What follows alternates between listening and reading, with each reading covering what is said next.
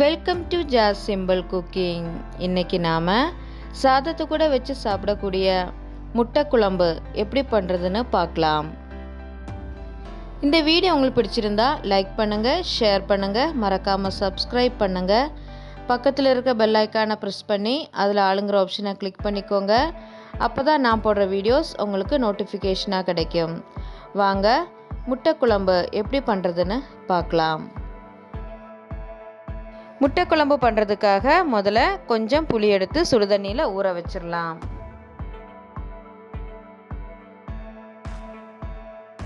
அதுக்கப்புறமா ஒரு மிக்ஸி ஜாரில் 2 கப் அளவுக்கு துருவின தேங்காய் சேர்த்துடலாம். கூடவே 4-5 சின்ன வெங்காயம், 4 பல் பூண்டு, 1/2 ஸ்பூன் ஜீரகம், 1/4 ஸ்பூன் மஞ்சள் தூள், 1 ஸ்பூன் மல்லித்தூள், 2 ஸ்பூன் வத்தல் தூள் சேர்த்துட்டு இது ஒரு வாட்டி அரைச்சி எடுத்துக்கலாம்.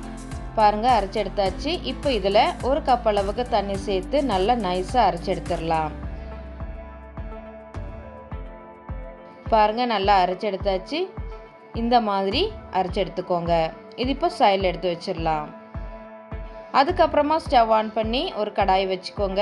அதில் 2 ஸ்பூன் எண்ணெய் சேர்த்துக்கோங்க. எண்ணெய் சூடானதும் இப்போ இதில் ஒரு வெங்காயம் சின்னதாக கட் பண்ணி சேர்த்துக்கலாம். கூடவே 2 பச்சை மிளகாய் 2ஆக கீறி சேர்த்துக்கோங்க. கொஞ்சம் கருவேப்பிலை, அதுக்கப்புறமா தக்காளி சேர்த்துடலாம்.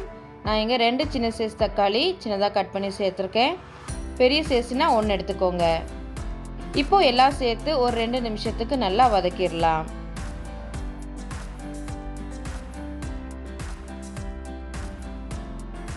இப்போ 2 நிமிஷம் நல்லா வதக்கியாச்சு. இப்போ நாம் இதில் அரைச்சி வச்சிருக்க தேங்காய் விழுதை சேர்த்துடலாம்.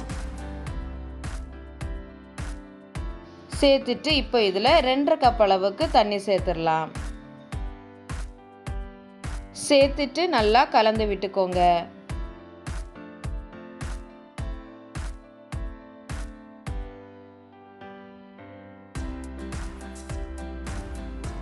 இப்போ இதில் நம்ம கரைச்சி வச்சிருக்கிற புளியை சேர்த்துடலாம். இப்போ இதில் தேவைக்கேற்ப உப்பு சேர்த்து நல்லா கலந்து விட்டுக்கோங்க.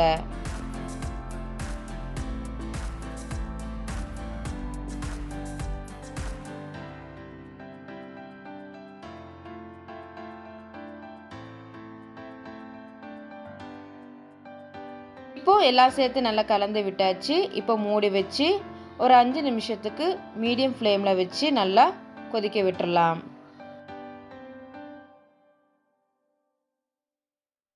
இப்போ 5 நிமிஷம் போல் ஆயிருக்கு. ஓப்பன் பண்ணி பார்த்துடலாம். கிரேவி வந்து லைட்டாக திக்காக வந்திருக்கு. நல்லா கலந்து விட்டுக்கோங்க.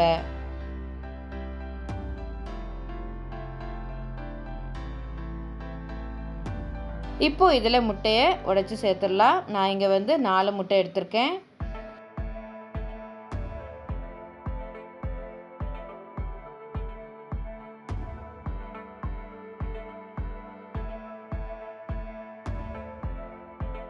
இப்போ எல்லா முட்டையும் உடைச்சி சேர்த்தாச்சு. இப்போ மூடி வச்சு ஒரு 5 நிமிஷத்துக்கு சிம்மில் வச்சு வேக வச்சிடலாம். இப்போ 5 நிமிஷம் போல் ஆயிருக்கு. முட்டையெல்லாம் நல்லா வெந்திருக்கு. மெதுவாக கலந்து விட்டுக்கோங்க. இப்போ நாம் இதை வந்து சைடில் எடுத்து வச்சிடலாம். அதுக்கப்புறமா ஸ்டவ் ஆன் பண்ணி ஒரு பேன் வச்சுக்கோங்க. அதில் 4 ஸ்பூன் போல் எண்ணெய் சேர்த்துக்கோங்க. இப்போ எண்ணெய் நல்லா சூடானதும் இப்போ இதில் 1 டீஸ்பூன் கடுகு சேர்த்துடலாம். கூடவே 1/2 ஸ்பூன் உளுந்து சேர்த்துக்கோங்க. கடுகு நல்லா பொரிஞ்சு வந்ததும் இப்போ இதில் நம்ம சின்னதாக கட் பண்ணி வச்சுக்கிற சின்ன வெங்காயத்தை சேர்த்துடலாம்.